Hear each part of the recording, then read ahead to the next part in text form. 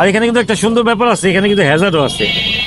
যেই কি হ্যাজার্ডটা কিন্তু আমরা আমাদের বাইকগুলোতে সাধারণত আমরা ইনস্টল করি না, আলাদা একটা সুইচ লাগাই, কিন্তু এখানে কিন্তু আলাদা সুইচ লাগানোর দরকার নেই। দেখেন এখানে কিন্তু হ্যাজার্ডও পেয়ে যাবে।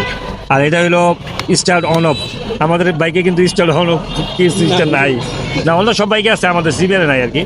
আর এটা স্টার্ট কি, আর এটা হলো passing, up and down passing.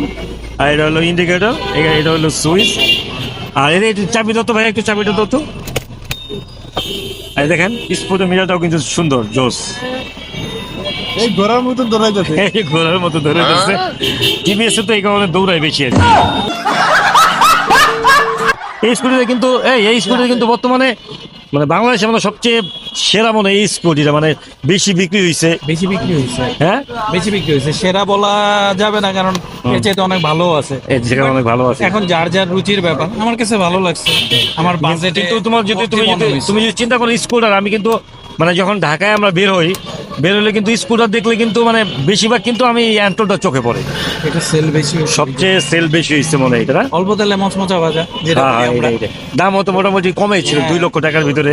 সব মিলাই কিন্তু সামনের লুকটাও কিন্তু সুন্দর, দেখেন এর সামনের লুকটাও কিন্তু সুন্দর। আপনাদের কাছে কেমন লাগে এই স্কুটিটা জানাবেন।